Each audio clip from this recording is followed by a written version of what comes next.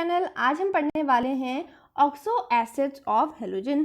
तो सबसे पहले हम देखेंगे ऑक्सो एसिड्स क्या होते हैं। ऑक्सो एसिड्स जैसे कि आपको नाम में ही आ रहा है, यहाँ पे ऑक्सीजन और एसिड्स यहाँ पे मतलब यहाँ पर ऑक्सीजन और हाइड्रोजन जो होंगे हमारे पास रहेंगे, और हेलोजन्स के हैं यानी कि H और ऑक्सीजन के साथ साथ हमारे पास यहाँ पर क्या रहेगा, हेलोजन रहेगा। यानी कि H और O और X जो है मिल करके हमारे पास जो भी कंपाउंड बनाएंगे हम उसे क्या बोलेंगे, oxo acids of halogen, right. तब हम एक एक करके देखेंगे ऑक्सो एसिड्स ऑफ हेलोजन और साथ में हम देखेंगे उनकी ऑक्सीडेशन स्टेट कि उनकी ऑक्सीडेशन स्टेट उनके अलग अलग कंपाउंड्स में, क्योंकि ऑक्सो एसिड्स ज़रूरी नहीं है यहाँ पर सिर्फ X एक ही हो, है ना, अलग अलग भी हो सकते हैं। तो उस हिसाब से उसके ऑक्सो एसिड्स की उसकी ऑक्सीडेशन स्टेट हो सकती है, तो उस हिसाब से हम एक एक करके देखेंगे। तो देखते हैं ऑक्सो एसिड्स ऑफ हेलोजन। तो सबसे पहला आता है हमारे पास फ्लोरीन, क्लोरीन और फिर आता है ब्रोमीन एंड आयोडीन। तो इनका एक एक करके देखेंगे। फ्लोरीन का सबसे पहले, उसके बाद क्लोरीन का, ब्रोमीन और फिर हम देखेंगे आयोडीन का, है ना। और फ्लोरीन जो होता है अगर हम उसकी +1 ऑक्सीडेशन स्टेट में देखें, क्योंकि सभी का एक जैसा ही रहेगा, है ना, सभी में +1 +3 +5 +7 ये ऑक्सीडेशन स्टेट मैंने आपको बताया था कि सभी में रहती है। तो यहाँ पर क्योंकि ये जो चीज़ें हैं सभी में रहती है तो ये कंपाउंड्स भी जो होंगे सभी में बनेंगे, है ना। कभी कभी एक्सेप्शंस हो सकते हैं बट जो मेजर चीज़ें हैं वो सभी में बनेंगी। जैसे हमारे पास +1 है, तो अगर आपको याद होगा तो आपने पढ़ा होगा कि +1 का मैंने बताया था आपको एक्सेप्शन है कि +1 जो है हमारे पास ऑक्सीडेशन स्टेट सिर्फ HOF बनाता है और कोई नहीं बनाता है ना। तो यहाँ पर जो है एक्सेप्शन, क्योंकि ये मैंने आपको पहले भी पढ़ा रखा है तो ये आपको आता है ऑलरेडी। सो HOF जो होता है सिर्फ एक लौता ऑक्सो एसिड्स ऑफ हेलोजन है, जो मैं आपको बोल रही थी वहाँ मेन है। तो सिर्फ जो होता है हमारे पास HOF ही होता है जो +1 बनाता है, राइट। ये मैंने आपको बताई थी वाली बात। अगर हम फ्लोरीन के देखें, और हमने वहाँ देखा था कि फ्लोरीन के केस में +3 +5 +7 ये सब नहीं होती है, तो यहाँ पर सिर्फ डैश डैश एंड डैश आएगा, ठीक है। अब जाते हैं क्लोरीन पे हम कि क्लोरीन में +1 में क्या रहेगी, +3 में, +5 में, +7 में क्या क्या रहेगी। तो अब मैं आपको एक बार बता देती हूँ, क्लोरीन, ब्रोमीन, आयोडीन इन सब में कंप्लीट रहेगा। बस यहाँ पे फ्लोरीन में एक्सेप्शन होता है कि ये सिर्फ +1 ही बनाता है, वो भी इसका HOF जो होता है इसका एक्सेप्शन होता है। क्लोरीन में देखेंगे अगर हम जब इसकी +1 ऑक्सीडेशन स्टेट होगी तो ये होगा HOCl। तो अगर हम इसका +3 ऑक्सीडेशन स्टेट देखें तो +3 ऑक्सीडेशन स्टेट में यहाँ पर इसका क्या बनता है, इसका बन जाएगा HCl और O2 हो जाएगा। यहाँ कैलकुलेट कीजिए ऑक्सीजन यहाँ पर कितना है आपके पास, ऑक्सीजन 2 हैं और उनकी -2 होती है, तो -4 यहाँ हो गया, -4। और यहाँ पे क्या है आपके पास, हाइड्रोजन 1 है। तो हाइड्रोजन अगर आप 1 है तो आप यहीं पे कैलकुलेट कर सकते हैं, यहाँ पे 3 आ जाएगा इसका आंसर, और उस तरफ आप ले जाएंगे तो +3, राइट। तो ये जो होता है माइंड कैलकुलेशन आपको यहाँ करनी होती है और ये आसानी से ऑक्सीडेशन स्टेट इसकी निकल जाती है। अब देखेंगे अगर +5 में क्या होगा, यहाँ पर +5 में यहाँ HClO3 हो जाएगा, है ना। देखिए जो ऑक्सीजन है ना उसी पे डिपेंड करता है। यहाँ पर ऑक्सीजन जैसे अब हमारे पास यहाँ पे 6 है तो यहाँ पर कुछ ऐसा होना चाहिए, 1 होना चाहिए, है ना। 1 यानी कि हाइड्रोजन जिसकी +1 ऑक्सीडेशन स्टेट है 1 होगा, तब क्या होगा 6 - 1 कितना होगा, 6 - 1 5 हो जाएगा। और ऑक्सीडेशन स्टेट होगी हमारे पास क्लोरीन की या फिर कोई भी हेलोजन है हमारे पास उसकी 5 आ जाएगी। तो यहाँ पे हमें आप ये समझिए कि आपको ये बनाना है कि ऑक्सीजन आपको उतने ऐड करने हैं जितने कि आपकी जो आपके पास यहाँ पर क्लोरीन है उसकी ऑक्सीडेशन स्टेट क्या हो जाए, +5 हो जाए। अब उसी तरह अगर हम बनाएंगे तो बनाएंगे, बस हमें बस सिंपल क्या करना है, यहाँ पर ये जो हमारे पास ऑक्सीजन है उसका नंबर बढ़ा देना है, HClO4 कर देना है। तो यहाँ पर इसकी अगर आप कैलकुलेट करेंगे यहाँ पर भी +7 इसकी ऑक्सीडेशन स्टेट आएगी। उसी तरह अगर हम ब्रोमीन, आयोडीन में देखिए तो आप खुद करिए इसे, तब आपकी और प्रैक्टिस हो जाएगी।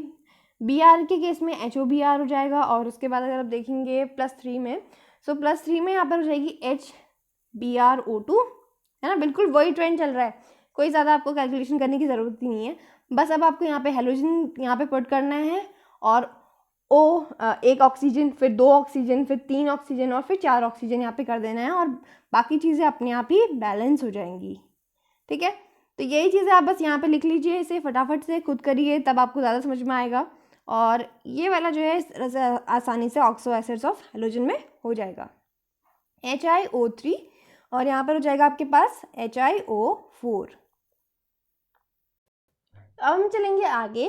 क्वेश्चन आता है यहाँ पर ऑक्सो एसिड्स ऑफ हेलोजन से। यहाँ पे अब थोड़ा हम क्वेश्चन करने वाले हैं ऑक्सो एसिड्स के, ठीक है। कुछ अरेंज करने हैं हमें और कुछ क्वेश्चंस हैं। ये जो होता है एग्जाम में पूछा बहुत ज़्यादा जाता है। ये ऑक्सो एसिड्स ऑफ हेलोजन जो होते हैं बहुत ज़्यादा इंपॉर्टेंट है, एक्सेप्शन भी इंपॉर्टेंट है इसका, और इसके जो क्वेश्चन आते हैं ना ये बहुत ज़्यादा इंपॉर्टेंट है। तो अगर आपको ये समझ में आ गया ना एक बार, तो आप आराम से इस क्वेश्चन को कर सकते हैं। Which out of HOF and HOCl is more acidic and why? अब मुझे बताइए सबसे पहले एसिडिक कौन सबसे ज़्यादा होता है? ठीक है, एसिडिक होने का क्राइटेरिया क्या है? देखिए एसिडिक, मैं आपको बोलती हूँ एसिड्स के पास क्या है, बहुत सारा एच आयन है। एसिड्स के साथ बहुत सारा एच आयन है। अब जिसके पास जो चीज़ बहुत ज़्यादा है वो उसे क्या करेगा, डोनेट, क्या करेगा, डोनेट। और जो जितना उसे डोनेट करेगा वो उतना अच्छा क्या होगा, एसिड होगा। यानी कि मोर एसिडिक होगा वो चीज़, वो कंपाउंड, अगर हम कह सकते हैं, अगर वो हाइड्रोजन जो है कंपाउंड किसी कंपाउंड के साथ है तो वो अच्छा, एक अच्छा एसिडिक हम उसे कहेंगे कि वो एक अच्छा, बहुत ज़्यादा मोर एसिडिक है वो कंपैरेटिवली किसी और से। तो यहाँ पर भी हमें क्या करना है, HOF HOCl में हमें कंपैरिजन करना है। कंपैरिजन हमें करना है, ये देखना है कि किसका जो बॉन्ड है जल्दी से टूट जाएगा और H जो है फटाफट से निकल जाएगा, वही HOF और HOCl में ज़्यादा एसिडिक होगा। ठीक है, तो अब हमें क्या करना है, बस हमें ये देखना है HOF और HOCl में OH बॉन्ड जो है किसका वीक है। सबसे पहले हम हमेशा स्ट्रक्चर बनाएंगे, स्ट्रक्चर बना करके ये सारी चीज़ें जो होती हैं अच्छे से क्लियर हो जाती हैं। HOF का ये रहा और यहाँ पर हम बनाएंगे HOCl का। ठीक है, तो HOF का ये रहा और ये रहा HOCl का। HOF में आप देख सकते हैं यहाँ पर फ्लोरीन है ना, और फ्लोरीन जो है हमारे पास अगर हम देखें तो बहुत ज़्यादा इलेक्ट्रोनेगेटिव होता है छोटे साइज़ की वजह से कंपैरेटिवली हमारे, और इलेक्ट्रोनेगेटिव फोनकल ऑर्डर आप जानते हैं। सो उसमें फ्लोरीन जो रहता है हमारे पास वो क्या होता है, बहुत ज़्यादा आगे होता है और बहुत ज़्यादा इलेक्ट्रोनेगेटिव होता है। तो यहाँ पर अगर हम देखें फ्लोरीन जो है ऑक्सीजन से, क्योंकि उस अभी वो फ्लोरीन जो है ऑक्सीजन से अटैच्ड है और उसके पास हमारे पास लोन पेयर है ना, तो यहाँ पर क्या होगा, फ्लोरीन जो है ऑक्सीजन से अपनी तरफ इलेक्ट्रॉन खींचेगा, यानी कि ये क्या है, मोर इलेक्ट्रोनेगेटिव। ठीक है, मोर इलेक्ट्रोनेगेटिव है ये, और मोर इलेक्ट्रोनेगेटिव है तो इसका क्या मतलब हुआ, यहाँ पर अब इसके पास ऑक्सीजन भी है ना, ऑक्सीजन के अब इलेक्ट्रॉन्स उसने खींच लिए, तो ऑक्सीजन भी तो किसी से अपने इलेक्ट्रॉन खींचेगा, तो वो किससे खींचेगा, तो वो खींचेगा इस हाइड्रोजन से। अब यहाँ पे हाइड्रोजन से दिखा ऑक्सीजन को, तो ऑक्सीजन से भी वो क्या करेगा, हाइड्रोजन से जो ऑक्सीजन है हाइड्रोजन से अपने इलेक्ट्रॉन खींच लेगा, क्योंकि वो भी तो इलेक्ट्रोनेगेटिव है। फिर अब आप देख सकते हैं यहाँ पर जो हाइड्रोजन है और ऑक्सीजन का बॉन्ड है यहाँ पर वीक हो गया है ना, क्योंकि इसने जो है इसके जो इलेक्ट्रॉन्स इसके पास वैसे भी एक ही होता है, वो भी उसने उससे खींच लिया है अपनी तरफ जो उसने शेयर किया था। अब यहाँ पर ये बॉन्ड कैसा हो गया है, वीक बॉन्ड, है ना। अब हम अगर नेक्स्ट चलें HOCl में, इसमें हम कंपेयर करें तो यहाँ पर इलेक्ट्रोनेगेटिविटी क्योंकि फ्लोरीन से कम है, तो इसमें हम एक एरो दिखाएंगे कि वो थोड़ा कम फोर्स लगा रहा है, ये दिखाने के लिए। ठीक है, तो आप एग्जाम में भी इसी तरह बताएंगे कि आप एक ही एरो लगाएंगे और ये बताएंगे कि यहाँ पर जो फोर्स ऑफ अट्रैक्शन है, इलेक्ट्रोनेगेटिविटी है, कंपैरेटिवली फ्लोरीन से कम है। तो हम एक ही एरो बनाएंगे और ये दिखाएंगे कि यहाँ पे जो ऑक्सीजन के लोन पेयर हैं उसे वो बहुत कम अपनी तरफ खींच रहा होगा, क्योंकि वो कंपैरेटिवली फ्लोरीन से कम है ना। तो क्लोरीन भी इलेक्ट्रोनेगेटिव है ना। और यहाँ पर क्या होगा, ये ऑक्सीजन क्योंकि अब इसके इलेक्ट्रॉन भी खींचे गए हैं, क्लोरीन ने खींचे हैं इसके इलेक्ट्रॉन, तो ये ऑक्सीजन भी अपने इलेक्ट्रॉन्स खींचेगा किससे, हाइड्रोजन से। तो यहाँ पे फोर्स ऑफ अट्रैक्शन थोड़ा कम होगा कंपैरेटिवली आपको HOF से अगर आप देखें तो, है ना। तो यहाँ पर अगर आप देखेंगे तो यहाँ पर क्योंकि थोड़ा कम फोर्स लग रहा है, उतना अच्छे से नहीं खींच रहा है ऑक्सीजन, तो यहाँ पर बॉन्ड कैसा होगा, बॉन्ड कैसा होगा, यहाँ पे बॉन्ड स्ट्रॉन्ग होगा। सो स्ट्रॉन्ग बॉन्ड यहाँ पर होगा, तो इसका क्या मतलब हुआ, स्ट्रॉन्ग बॉन्ड है यहाँ पर, यानी कि ये आराम से नहीं टूटेगा, है ना। कंपेयर कर रहे हैं हम यहाँ पर, हम ये नहीं बोल रहे हैं कि बहुत स्ट्रॉन्ग है ये, हम यहाँ पे बस दो चीज़ों में कंपैरिजन कर रहे हैं, HOF और HCl में। हम उन्हीं में बोल रहे हैं कि वो वीक है और उन्हीं में वो स्ट्रॉन्ग है। ओके, सो वीक बॉन्ड आप देख रहे हैं कहाँ है, HOF में, ड्यू टू यहाँ पर जो फ्लोरीन है उसमें उसकी इलेक्ट्रोनेगेटिविटी बहुत ज़्यादा है, वो अच्छे से इलेक्ट्रॉन को अपनी तरफ खींच पा रहा है। तो इस वजह से क्या हुआ, एज अ रिजल्ट ये क्या होगा, हम इसे क्या कंसिडर करेंगे, हम इसे कंसिडर करेंगे ये क्या है, मोर एसिडिक है। ठीक है, मोर एसिडिक होगा ये, और यहाँ पर अगर हम इससे देखें तो ये क्या होगा, लेस एसिडिक होगा, लेस एसिडिक होगा। समझ में आ गई मेरी बात, क्योंकि हमने क्राइटेरिया पहले देख लिया है, पहले हमने समझ लिया है कि जिसका H जो होगा फटाफट निकलेगा वही सबसे अच्छा एसिडिक होगा, उसका एसिडिक नेचर सबसे अच्छा होगा, है ना। और यहाँ पर हमने देखा कि जो यहाँ पे फ्लोरीन है इलेक्ट्रोनेगेटिव ज़्यादा है, इसीलिए यहाँ पर ये जो है H को आराम से, ये H का बॉन्ड तोड़ सकता है, या H आराम से जा सकता है। सो यहाँ पर HOF ज़्यादा एसिडिक होगा। तो अब यहाँ पे हम इसका आंसर देखेंगे। आंसर यहाँ पे वही सेम लिखा हुआ है जो मैंने आपको अभी एक्सप्लेन किया हुआ है। HOF is more acidic than HOCl. This is because F is more electronegative than chlorine because it makes O-H bond weaker, thereby making removal of hydrogen easier. So यहाँ पे O-H bond क्या हो रहा है, week हो जा रहा है HOF के केस में, क्योंकि यहाँ पे ज़्यादा इलेक्ट्रोनेगेटिव एलिमेंट है जो कि अपनी तरफ क्या कर रहा है, इलेक्ट्रॉन्स को खींच रहा है। और खींचने की वजह से अगर वो सारे इलेक्ट्रॉन्स अपनी तरफ खींचेगा तो वहाँ पे जो बॉन्ड में इलेक्ट्रॉन्स होने चाहिए वो एक बॉन्ड को बनाने के लिए वो उसके पास कम पड़ जाएंगे और वो बॉन्ड ऑटोमेटिकली बहुत ज़्यादा वीक हो जाएगा।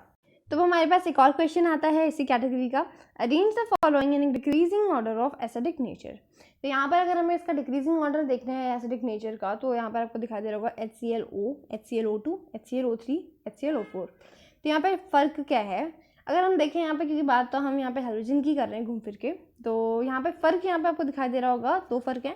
पहला तो ऑक्सीजन का जो नंबर है वो बढ़ रहा है, राइट, और ऑक्सीजन का नंबर बढ़ रहा है, उसके साथ साथ क्या हो रहा है यहाँ पर Cl की अगर ऑक्सीडेशन स्टेट देखें तो वो भी तो बढ़ रही है। अब आप सोचिए किसी की ऑक्सीडेशन स्टेट अगर हम यहाँ पे देखें, इसकी +1 है, +3, +5, +7 इस तरह से बढ़ रही है। तो इस तरफ जाते हुए हो क्या रहा है, पॉजिटिव ऑक्सीडेशन स्टेट हो क्या रही है ऑफ सेंट्रल एटम, हो क्या रही है, वो इंक्रीज़ हो रही है ना, इंक्रीज़ हो रही है। इसकी वजह से क्या हो रहा है कि जब उसके पास ज़्यादा, आप समझ सकते हैं कि ज़्यादा पॉजिटिव ऑक्सीडेशन स्टेट है तो उसके पास उतने ही ज़्यादा टेंडेंसी इलेक्ट्रॉन को अट्रैक्ट करने की, राइट। तो हम यहाँ पे पॉइंट लिख सकते हैं कि tendency to attract, so tendency to attract electron increases, वो क्या कर रही है, बढ़ रही है ना, क्योंकि यहाँ पे सेंट्रल एटम की पॉजिटिव ऑक्सीडेशन स्टेट बता क्या रही है, वो अभी उसके पास टेंडेंसी है और इलेक्ट्रॉन को गेन करने की, क्योंकि उसने काफ़ी लूज़ कर लिए हैं, +7 यानी कि उसने बहुत सारे लूज़ कर लिए हैं, तभी +7 है वो, है ना। तो अब जिसने लूज़ किए हैं तो उसके पास कमी तो होगी, कमी है तो वो अट्रैक्ट भी करेगा, राइट। तो +7 वाला अगर हम देखें उसको, तो वो क्या करेगा, उसी तरह इलेक्ट्रॉन्स को अपनी तरफ अट्रैक्ट करेगा। इससे क्या होगा, जो अपनी तरफ इलेक्ट्रॉन को अट्रैक्ट करेगा, है ना, अपनी तरफ इलेक्ट्रॉन को अट्रैक्ट करने का मतलब वो क्या होगा, इलेक्ट्रोनेगेटिव होगा, वो कंपाउंड इलेक्ट्रोनेगेटिव होगा। और इलेक्ट्रोनेगेटिव का क्या मतलब होता है, जो ज़्यादा इलेक्ट्रोनेगेटिव होता है वो ऑटोमेटिकली एसिडिक नेचर उसका क्या हो जाता है, ज़्यादा हो जाता है। तो हम यहीं पे वो चीज़ लिखेंगे, एसिडिक नेचर ऑल्सो इंक्रीजेस, है ना। तो अब यहाँ पे ऑर्डर आपको समझ में आ गया होगा कि यहाँ पर, क्योंकि यही जो है हमारे पास ऑर्डर रहेगा HClO4, उसके बाद HClO3, HClO2, HClO, ठीक है। तो ये जो है आपके पास इस तरीके का ऑर्डर होगा, है ना। तो ये आपको समझ में आ गया, तो हम आगे चलें या अब हमारे पास जो नेक्स्ट टॉपिक है वो भी बहुत ज़्यादा इंटरेस्टिंग है, उसका नाम है inter halogen compounds. Inter halogen, जैसे कि नाम आ रहा है कि यहाँ पे बॉन्ड किसके बीच में होगा, इंटर हैलोजन यानी कि हैलोजन्स के बीच में होगा, है ना। तो उन्हीं कंपाउंड्स को हम क्या बोलेंगे यहाँ पर, इंटर हैलोजन कंपाउंड्स, राइट। तो एक हैलोजन का दूसरे हैलोजन के साथ बॉन्ड होगा, वही इंटर हैलोजन हो जाएंगे। These are compounds having different halogen atoms.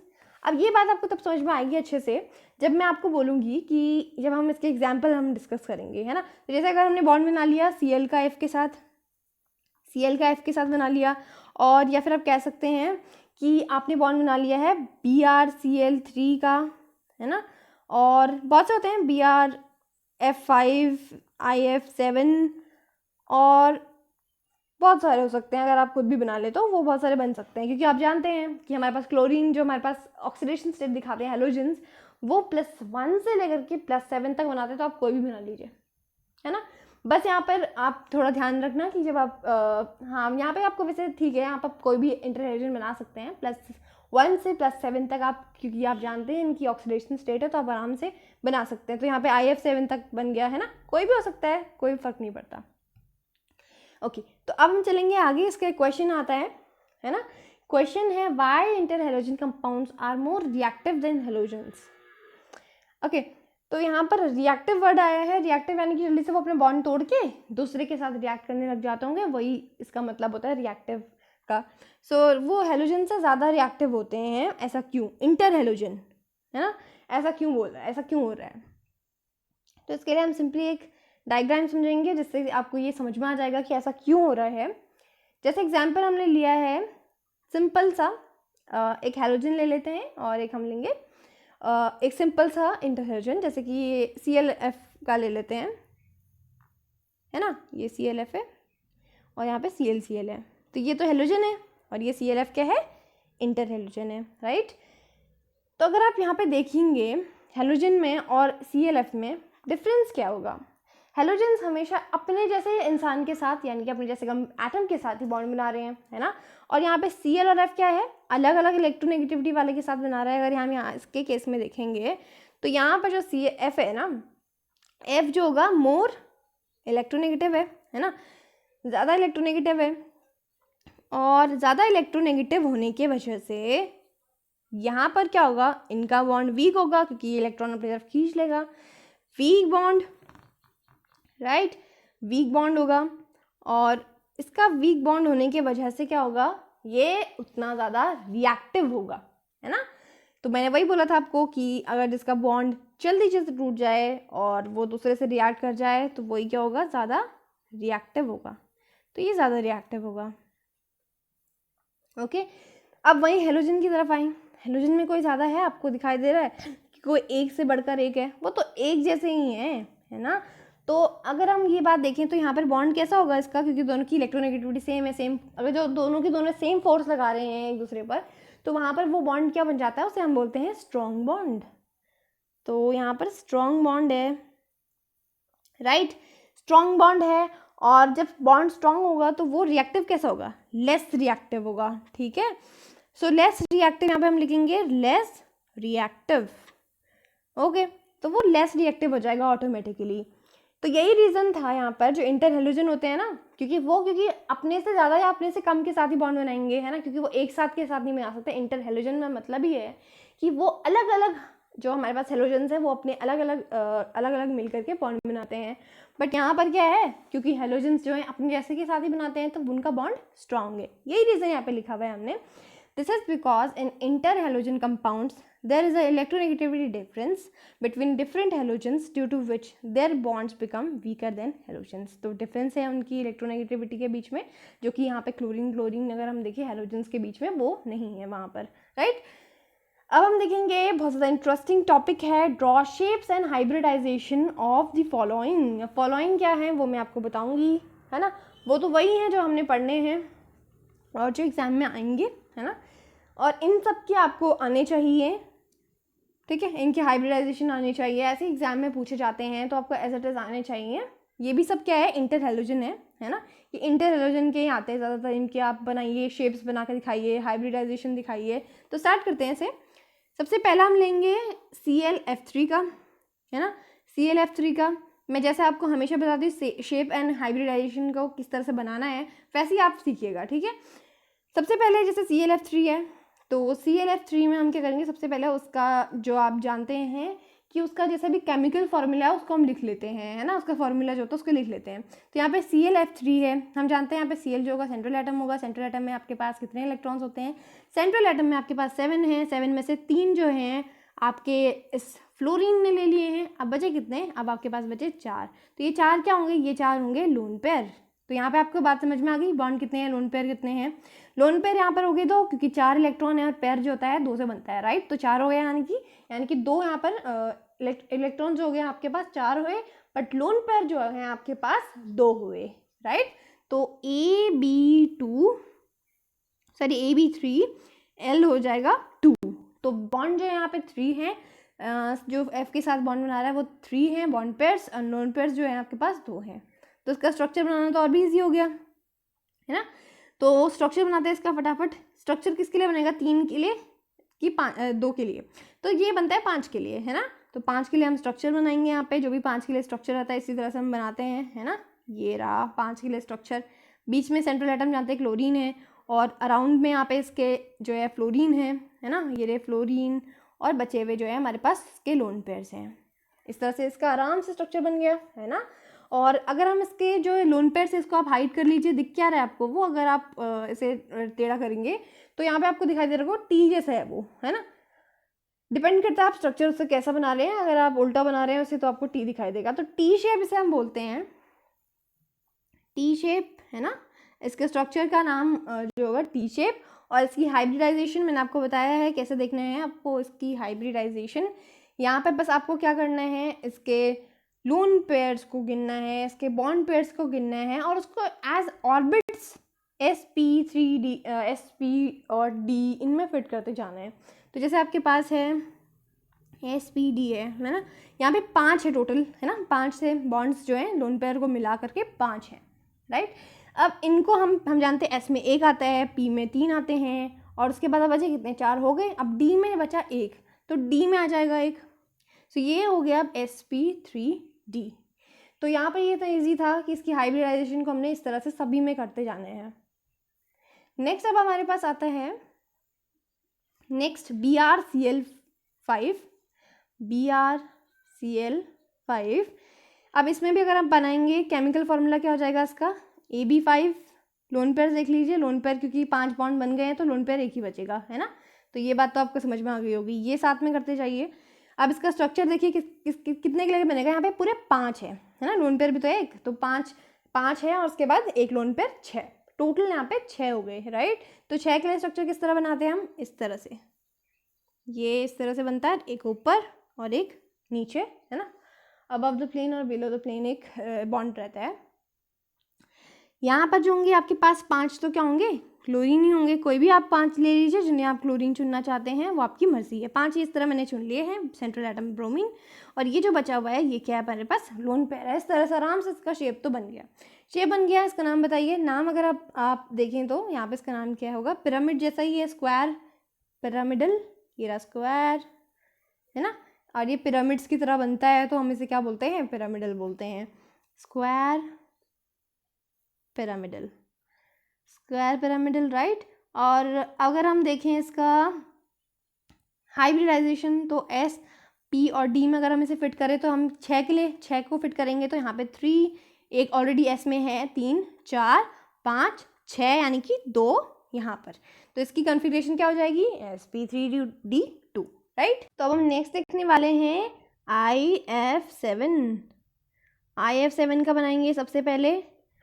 यहाँ पे देखिए आपको समझ में आ गया होगा कि IF7 में यहाँ पे लोन पेयर तो होंगे ही नहीं क्योंकि 7 इलेक्ट्रॉन है, सातों के सातों फ्लोरीन ने ले लिए हैं तो इलेक्ट्रॉन्स तो हुए ही नहीं, यहाँ पे बचे लोन पेयर्स, है ना। तो यहाँ पर इसका जो बनेगा AB7 बनेगा। AB7 का आप जानते हैं क्या होता है, ओके। सो ये रहा आपके पास AB7 के लिए आप बनाते हैं इस तरह से, पहले हम 5 बनाते हैं फिर 2 बनाते हैं ना, इस तरह से। जैसे 5 के लिए हम स्ट्रक्चर बनाते हैं उसी तरह से हम यहाँ पे बनाते हैं, और एक प्लेन के ऊपर एक प्लेन के नीचे इस तरह से बनाते हैं, है ना। अब हम सातों को इस तरह से अरेंज कर देंगे साथ में, सेंट्रल एटम IFF, है ना। तो ये देखिए जब ये स्ट्रक्चर हम बनाते हैं ना इसका, तो ये कुछ इस तरह से दिखता है ना, ये आपको कुछ इस तरह से दिखाई देगा, है ना। तो ये आपको कैसा दिखाई दे रहा है, पेंटागन जैसा, है ना। और बाई पिरामिड जैसे ही ऊपर एक बॉन्ड ऊपर एक बॉन्ड नीचे, तो बाई पिरामिड तो ये अपने आप ही आप समझ लीजिए कि ये बाई पिरामिड बन गया है ना। तो ये जो होगा इसका नाम पेंटागन, पेंटागोनल बाई पिरामिडल हो गया इसका नाम, ठीक है। नाम आपको आने होना चाहिए क्योंकि ये जो है चैप्टर्स आपने पहले ही कर चुके हैं, हाइब्रिडाइजेशन पहले ही पढ़ चुके हैं, और नहीं आते तो एक बार आप इसे पढ़ लीजिएगा, है ना। सो पेंटागोनल बाई पिरामिडल इसका नाम हो जाएगा।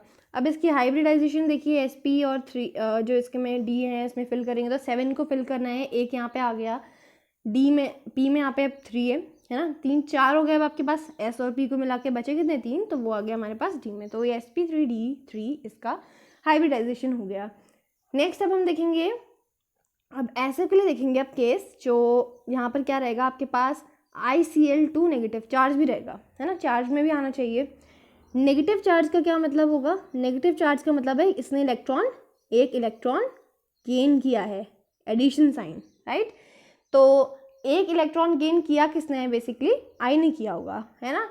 तो I ने इलेक्ट्रॉन गेन किया हुआ है, ओके, तो इलेक्ट्रॉन गेन करने के बाद टोटल कितने हो गए अब इसके पास? आई के पास होते 7 हैं, बट अब उसने एक इलेक्ट्रॉन गेन कर लिया है, तो अब इसके पास 8 इलेक्ट्रॉन्स हो गए हैं। 8 में से भी उसने 2 के जो 2 Cl हैं उनके साथ उसने बॉन्ड बना लिया है ना। अब बचे कितने उसके पास? अब उसके पास बच गए हैं आपके पास 6। तो 6 क्या होंगे उसके पास? 3 तो उसके पास लोन पेयर होंगे। तो आपको समझ में आ गया होगा इसमें कि जो आपके पास ICl2 है इसमें हो जाएगा AB2 और लोन पेयर कितने होंगे? 3 होंगे। जो बचे हुए हैं आपके पास 6 आपके पास इलेक्ट्रॉन बच गए हैं, उनमें लोन पेयर 3 होंगे, है ना। अब इसका स्ट्रक्चर बनाइए फटाफट फटाफट, क्योंकि आपको पता है कि 5 के लिए यहाँ पे बनाना है, 5 के लिए बनाना ईजी है ना। इस तरह से बनाइए पहले ट्राइगन और ऊपर और नीचे, और ये 3 क्योंकि आपको दिखाई दे रहा है लोन पेयर, तो इनको 3 इस तरह से बना लीजिए। बीच में आई है Cl इधर और इधर, है ना, प्लेन के ऊपर प्लेन के नीचे। और एक चीज़ मत बोलना बिल्कुल भी, टोटल चार्ज इसमें जो होगा ना, टोटल चार्ज वो नेगेटिव होगा। जो आपके पास आई है उसमें नेगेटिव है, इसलिए हम टोटल चार्ज लगाएंगे नेगेटिव। और इसकी हाइब्रिडाइजेशन लिखना मत भूलना, हाइब्रिडाइजेशन है SPD। तो टोटल अगर हम फिल करें यहाँ पर B में 2 हैं और L में 3, यानी 5 हमें फिल करने हैं। S में 1, P में 3 और इसमें 1 आ जाएगा, तो sp3d आ जाएगा इसका आंसर। ओके, अब एक और है, वो आप होमवर्क में करेंगे और कमेंट में मुझे बताएंगे कि उसका आंसर आपने क्या लिखा है, आपका हाइब्रिडाइजेशन क्या ही है, राइट। और ये देखिए क्वेश्चन है आपके पास BrCl4 पॉजिटिव। देखिए मैं बता देती हूँ आपको करना क्या है। पॉजिटिव है यानी कि लूज किए होंगे उसने इलेक्ट्रॉन्स, है ना, बस Br क्योंकि टोटल्स में 7 होते हैं, पॉजिटिव साइन 1 है तो -1। अब उसके पास 6 हैं, 6 में से भी 4 उसने क्लोरीन के साथ बनाए हैं, यानी कि एक ही लोन पेयर इसके पास होगा। तो यहाँ पे AB4L इसकी कन्फिग्रेशन हो जाएगी। तो अब स्ट्रक्चर बनाना आपके लिए बहुत ईजी है। टोटल ओवरऑल चार्ज लगाना मत भूलिएगा, है ना। अब एक और क्वेश्चन है, इसे अगर आप होमवर्क करना चाहते हैं तो होमवर्क ले लीजिए, और अगर आप चाहते हैं कि मैं इसे बता दूँ तो आपको मैं ये भी बता देती हूँ। ये भी ईजी है वैसे तो, सिंपल सा है।